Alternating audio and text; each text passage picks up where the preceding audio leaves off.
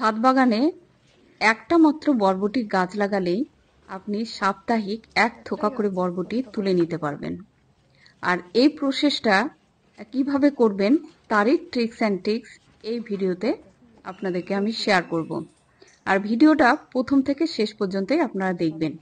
আর আমার চ্যানেলে যারা নতুন আছেন তারা প্লিজ সাবস্ক্রাইব করে আমার সাথেই থাকবেন।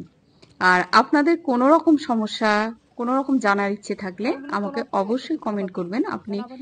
আমি আপনাদের প্রত্যেকটা কমেন্টেরই উত্তর দেওয়ার চেষ্টা করব। তো চলুন আজকে আমি দেখাবো ছাদ বাগানে কিভাবে আপনারা বরবটি চাষ করবেন, যার ফলে প্রচুর বরবটি একটা গাছ থেকেই পাবেন। একটা গাছই যথেষ্ট। তো আজকে চলুন সেই ভিডিওই দেখে নিই কিভাবে চাষ করব।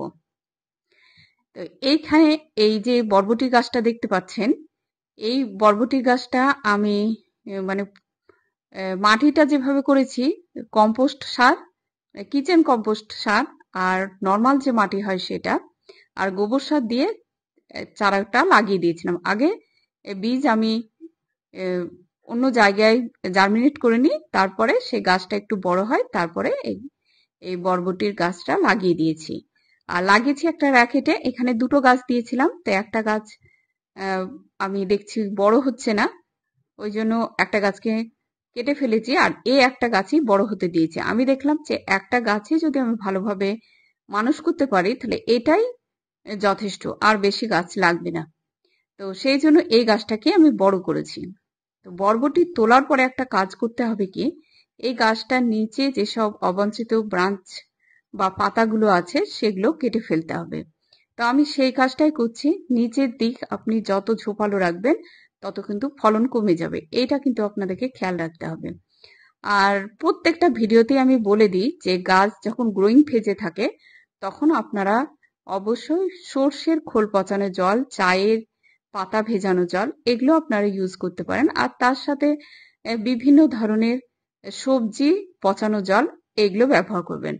আর এখানে একটা জিনিস ফলো করুন, যেসব স্টিকগুলোতে বরবটি ধরেছিল ওই স্টিকগুলোকে কিন্তু আমি কেটে দিচ্ছি, কারণ ওই স্টিকগুলো থেকে আর বরবটি ধরার সম্ভাবনা থাকবে না। আর যে স্টিকে আমি বুঝতে পারবো যে বরবটি ধরবে, ফুল এসেছে, সেই স্টিকগুলো শুধুমাত্র রাখবো, তাছাড়া অন্যান্য স্টিকগুলো কেটে দেবো। তাহলে গাছটা এখন আমি ক্লিন করে ফেললাম, নিচের দিকেও ঝোপটা ক্লিন করে দিয়েছি, উপরেও যে ডালগুলো দরকার নেই সেটাও আমি কেটে দিয়েছি। আর যে বরবটি গাছটা কেটে ফেলেছিলাম ভেতরে শেকড়টা থাকায় আবার দেখছি পাতা গজিয়েছে, ওই জন্য ভাবলাম যে থাক, রেখে দিই। আর চারিপাশটা খোঁড়াই করে দিচ্ছি। এবার খাবার দিতে হবে। খাবার বলতে এই সময় পটাশ, সালফার জাতীয় খাবারগুলোই দিতে হয়। এটা জৈবভাবেও দেওয়া যায়, রাসায়নিকভাবেও দেওয়া যায়। তা এখন যেহেতু খুব বৃষ্টি চলছে, একদিন ছাড়া ছাড়াই বৃষ্টি, তো বৃষ্টির সময় আমি কোনো জৈব খাবার দেব না, রাসায়নিক খাবার দিয়ে ট্রিটমেন্টটা করব। আর এই স্টিকগুলো রেখেছি, এই স্টিকগুলো ফুল আসবে এই জন্যই রেখে দিয়েছি। আর এই যে সব পাতাগুলো বেরিয়েছে, এটাই জাস্ট কেটে ফেলে দিলাম, আর দরকার নেই। আর এই ম্যাচিওর যে স্টিকগুলো ছিল যেগুলো থেকে আমি সিম পেয়েছি, যেগুলো বুড়িয়ে গেছে, সেই ডালগুলোর দরকার নেই। দেখতে পাচ্ছেন এই ডালগুলো কিন্তু আমি কেটে ফেলছি। এরকম ডাল রাখবেন না, কারণ ফালতু ডালগুলো শুকোতে শুকোতে মাটি থেকে অনেক নিউট্রিশন নিয়ে নেবে, আপনার গাছের ফলন কমে যাবে। তো এই ডালগুলো রাখবেন না। আর মাটিটা তো ক্লিন হয়ে গেল, আগাছা একদমই রাখা যাবে না, আর মাটিটা স্টিকি থাকবে না।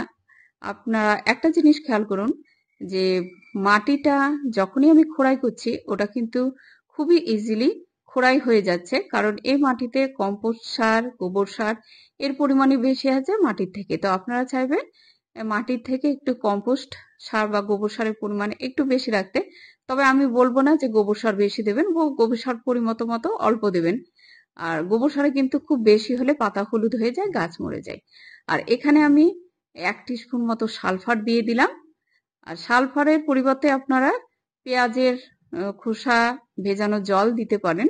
তো আমি বললাম এখন বর্ষাকাল, ওই জন্য আমি দিচ্ছি না। আর এখানে আর লাল পটাশ, প্লেন যে লাল পটাশটা হয় সেটাই দেবেন। তো রাসায়নিক খাবার বলতে আমি এই কটা খাবারই রাখি, অন্য কিছু খাবার দিই না। আজকাল যেমন বাজারে অনেক কিছু বিক্রি হয়, মাইক্রোনিউট্রিয়েন্টস গাছের অনেক হেনা তেনা, অনেক প্রচুর কোম্পানি আছে যারা প্রচুর কিছু বিক্রি করে। তো যেহেতু আমরা ছাদ বাগান কস্ট মিনিমাইজ করে করতে চাই আর অর্গানিক ভেজিটেবল পেতে চাই, ওই জন্য আমরা চেষ্টা করি যে কিচেন ওয়েস্টগুলো ইউজ করেই ফলন আনতে। তো এখানে আমার সবজি পচানো জল রয়েছে। তো সবজি পচানো জলটা কিভাবে খুব তাড়াতাড়ি বানাতে হয়, একেবারে ঝটপট আপনি বানিয়ে নিতে পারেন, সেই ভিডিও আমি শেয়ার করে রেখেছি। আপনারা ভিডিও সার্চ দিয়েও দেখতে পারেন, আর আমি ডেসক্রিপশন বক্সে লিঙ্কও দিয়ে দিয়েছি।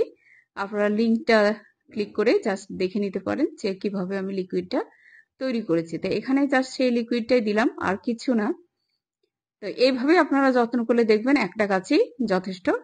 এরপরে আর আপনার বরবটির মানে গাছ বেশি লাগবে না।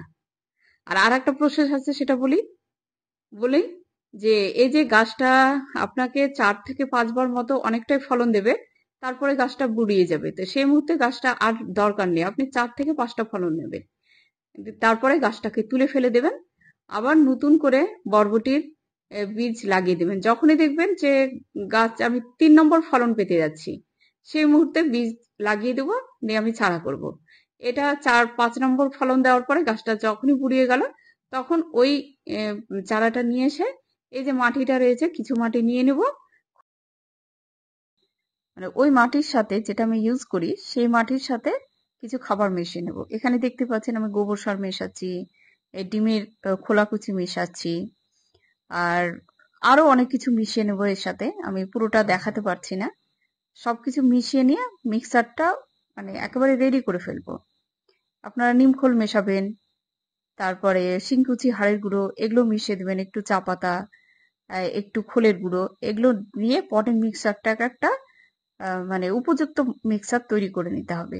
নিয়ে র্যাকেটের কিছু অংশ মাটি তুলে ফেলেন, এই মাটিটা রিপ্লেস করে দিলেন, আর যে চারা করতে দিলেন সেখান থেকে যখন চারাটা বেরিয়ে গেল, ওই চারাটা এখানে লাগিয়ে দিলেন। তাহলে এই গাছটা গ্রোথ হতে শুরু করবে। আপনি 4-5খানা ফলন পেয়েও গেলেন। এবার নতুন গাছ যেটা হবে সেটা কন্টিনিউয়াস যেভাবে আমি খাবার দিই ওইভাবে খাবার দিয়ে আপনারা যত্ন করবেন, তাহলে দেখবেন কন্টিনিউয়াসলি আপনি বরবটি পেতেই থাকছেন। তো যাই হোক, এ পর্যন্ত গেল সেই কথা। আর এখন দেখাবো চেঞ্জটা, যে ডাল আমি ছাঁটাই করে দিয়েছিলাম, তারপরে দেখুন প্রত্যেকটা জায়গাতে কিন্তু কুশি বেরিয়েছে, আর যতগুলো কুশি বেরিয়েছে প্রত্যেকটা জায়গা থেকেই কিন্তু ফুল হবে। আর এখানে আবার পুরনো দুটো বরবটিও বেরিয়েছে। তো এইভাবে জাস্ট আপনারা পরিচর্যা নিন, তাহলে একটা প্লেস ব্যবহার করে আর অল্প জায়গা ব্যবহার করে একটা পট থেকেই, একটা গাছ থেকেই প্রচুর বরবটি পাবেন।